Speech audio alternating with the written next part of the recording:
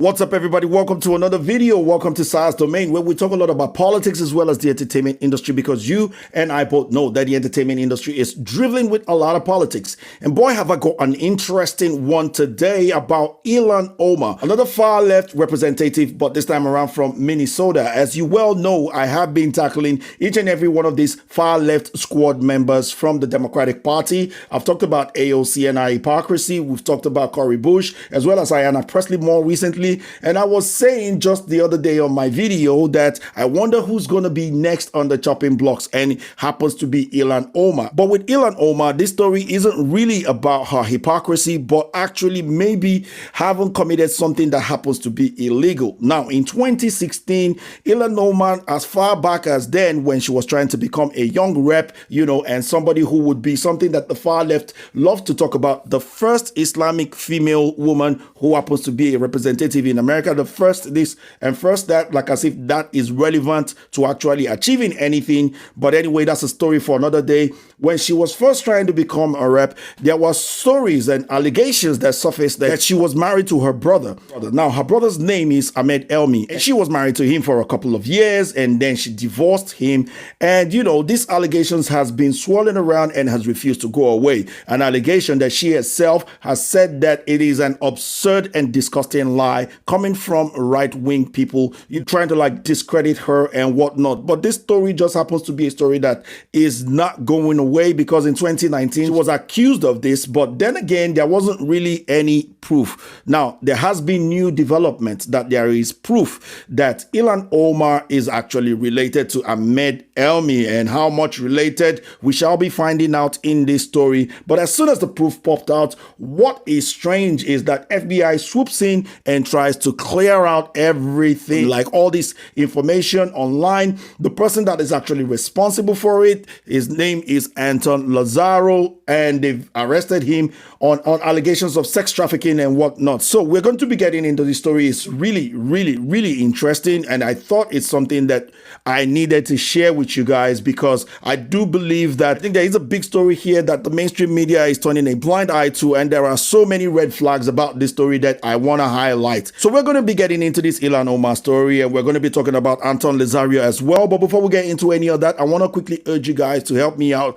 by hitting that like button, because it does massively help the video, and I sincerely do appreciate it every single time you do so. It's a big help, and I do appreciate it. Thank you very much. Now, with that important spiel out the way, let's get straight into the meat and the potatoes of today. So this story is as follows. Only hours after Minnesota GOP operative Anton Lazarro posted online DNA evidence that allegedly shows Rep. Ilhan Omar was once married to her brother, the FBI busted him straight away. They didn't even waste time. They busted him straight away. The test results stated that there is a 99.999998% chance that Omar and her second husband, Ahmed Elmi, now her ex-husband, are siblings, according to an analysis by British company Endeavor DNA Laboratories. Now, the DNA information was online for a bit, but then FBI swooped in and took the information down. But of course, as you well know, people are really fast and people are really sharp. And there was a reporter from the New York Post who got that evidence before it was taken down by the FBI. And I will place that evidence right on the screen in front of you. And I wonder why exactly the FBI would have swooped in so fast to bring down this evidence if there wasn't any truth to it. But anyway, let's keep going. Before Lazarro could share the results with the media, he was arrested Thursday on underage sex trafficking charges and jailed pending a court hearing on Monday. So what's funny to me at this point is the fact that this guy happens to be an analyst for the GOP in Minnesota, and he happens to be a major donor for the Minnesota GOP. So I'm wondering, this is an opportunity for the mainstream media to actually take on another GOP. Why would the mainstream media miss out on a chance to actually smear another GOP sector? It doesn't matter how small they are. It doesn't matter how big they are. Because what I'm wondering is this. When Lizzo the other day was crying and whatnot, it made mainstream media news that Lizzo was shedding crocodile tears over people being rude towards her. But a big story like this, a story of a GOP, a Republican analyst who happens to be involved in sex trafficking, not hitting the mainstream media, you have got to question that, because when the same accusation went to Matt Gaetz, who happens to be another GOP rep or something, it hit the mainstream media faster than you can say Jack Robinson. But anyway, local news did report it and Fox 9 reported it. Let's check that out. A 19-year-old woman in a Florida jail tonight on sex trafficking charges linked to an investigation involving Minnesota Republican strategist Tony Lazarro. Gisela Castro Medina was arrested on Thursday. Good evening, I'm Karen Scullen. That's our top story tonight as we continue to follow the developments and fallout of the federal investigation. Medina is reportedly facing 6 counts of sex trafficking minors. Fox 9's Mary McGuire joins us to explain more about this 19-year-old woman who the feds have linked to Lazarro. Mary? Well, Karen, we knew there was another unnamed co-defendant in the federal indictment against Lazarro, and today we learned that that person is reportedly a teenage girl who's a student at a local university. Taken into custody as a fugitive and under the influence of alcohol at a hospital in the Florida Panhandle, 19-year-old Gisela Castro Medina is now behind bars. She was arrested on Thursday, the same day and on the same underage sex trafficking charges as Republican strategist and donor Anton Lazarro. Gisela Castro Medina. A virtual graduation ceremony shows Medina graduated from Delano High School last year. She's currently a freshman at the University of St. Thomas and was recently elected as the chapter's chair of Minnesota College Republicans. The group issuing a statement saying they are disgusted with her actions and have immediately cut all ties with her. The arrest of Lazarro and Medina has caused turmoil within the Minnesota GOP, with numerous lawmakers calling on party chair Jennifer Carnahan to resign. After supporting her election as party chair in 2017, 30-year-old Lazarro burst onto the scene as a major party donor. We're so excited to have with us tonight our co-host and very, very special guest, Tony Lazarro. Carnahan hosted a podcast alongside Lazarro, and according to a Republican insider, the two were very close friends and traveled together frequently. Now, Medina will make her first court appearance in Florida likely on Monday. Prosecutors say there could be additional victims of this sex trafficking ring and are asking anyone with information on this case to contact the FBI. So as you can see, in my own personal opinion, this is a very, very big story. But none of these mainstream media are touching this story with a 10-foot pole. Also, I'm thinking that the other liberal mainstream media, the MSDNC, I meant the MSNBC, as well as the CNNs, are not actually touching this story because it does look like maybe there is some credibility to this particular story. And if they talk about it, they would probably be exposing Ilhan Omar a lot more. Now, when it comes to Anton Lazarro himself, if he's actually involved in the sex trafficking thing that he has been accused of and has been arrested for, I hope they throw the goddamn book at him. Now, regardless of what he's been accused of is very, very despicable, and I do believe that he should take the actual punishment for whatever is coming to him if he's found guilty. And if he's actually guilty, I still do believe that it doesn't take away that what he has presented might be true, hence why FBI swooped in really quickly. Now, the question is there any credibility to this investigation at all? Should we actually even be looking at this? Because a couple of years ago,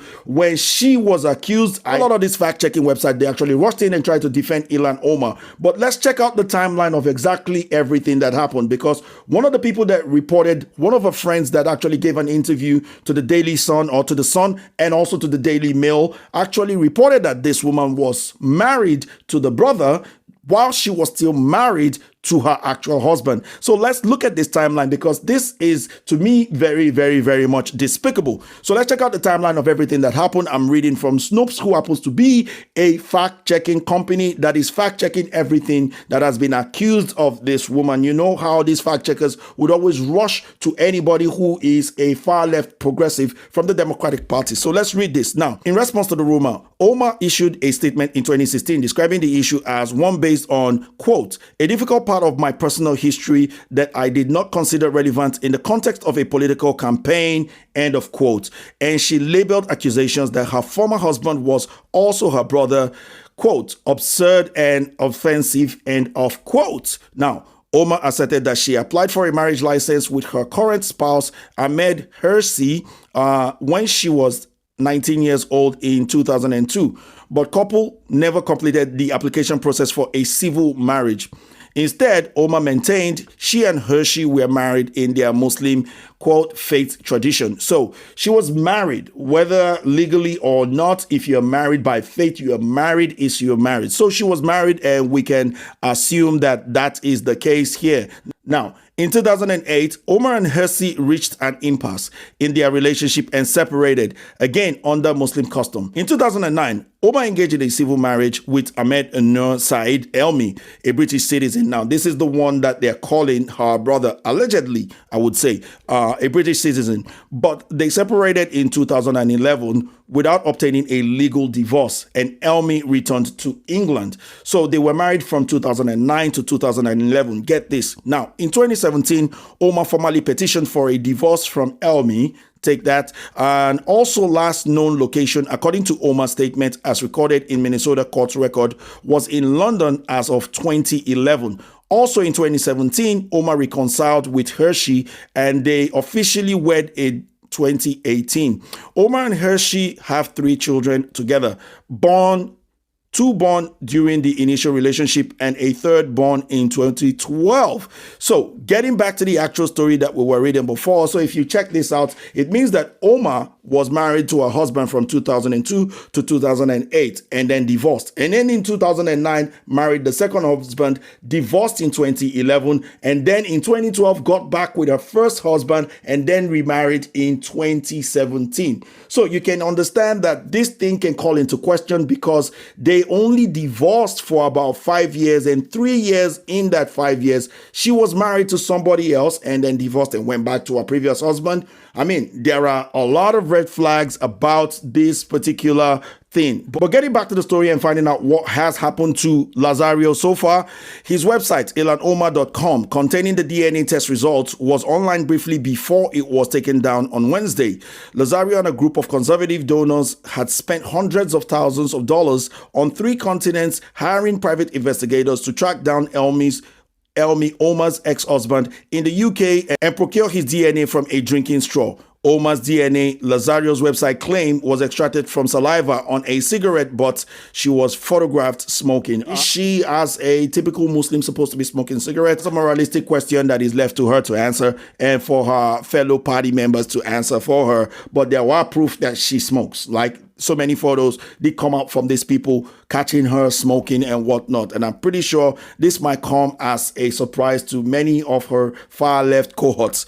Omar previously has denied Elmi is her brother, calling the claims absolutely false, absurd, and offensive. Special Agent Joy Hess from the FBI's Twin Cities field office, which investigated allegations that Omar married her brother Elmi to get U.S. immigration laws, says the statute of limitation had run out on this case. In a recorded conversation with an associate of Lazarro posted on his website on Wednesday, Hess also said that the FBI could not pursue the case because Omar's ex-husband had moved overseas. Now, that is funny. That is really funny. What this is telling me is that this woman is more powerful than we thought, because obviously she is still in the U.S. and she is the one being accused of the crime. The FBI is actually refusing to dive more or investigate this any further. Why? Because they said the statute of limitations had run out on the case. But if this wasn't Ilhan Omar, I'm pretty sure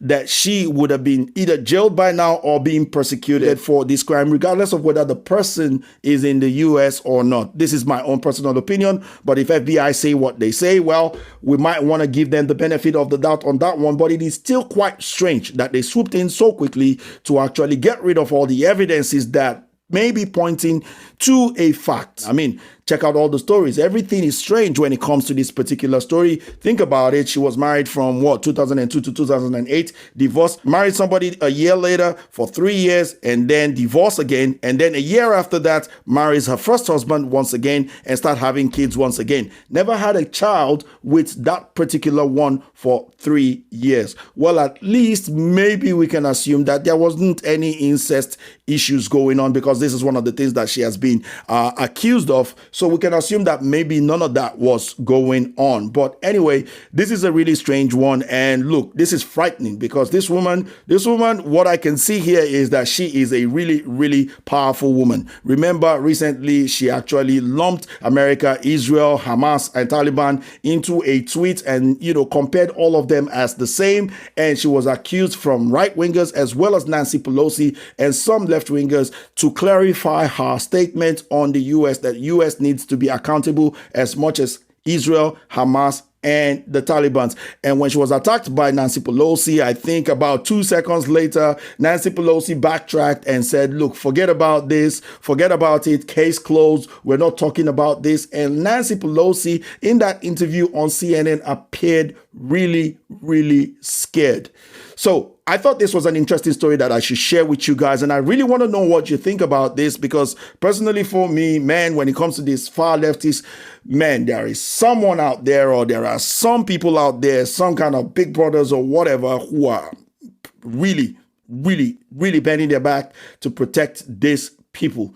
So anyways, you guys, that's all I got for you on this particular video. I'm very, very curious to know what you guys think. Do you think that she was truly married to her brother, given all the circumstances of everything surrounding it? And do you think that she should still hold her position, regardless of the fact that there is a strong possibility that she is actually guilty of committing marriage fraud? So, there's a lot of layers to this. Also, let me know what you think about Anton Lazarro himself and the fact that FBI swooped him and picked him up all of a sudden, for a case that he may or may not be guilty for. Let me know what you think about all these things in the comment section below. I want to thank you guys for watching this video. Hope you guys enjoyed this one. If you did, please feel free to hit that like button. Also, it's massively important. There's a red button down there that says subscribe. Please do hit that subscribe button as well, as it is massively important, and I will be very, very grateful for it. So thank you guys for watching this one. I will be talking to you guys again real soon. Have a great weekend ahead. Take care, peace, and Saya's out of here. Catch you guys on the next one. Bye bye now.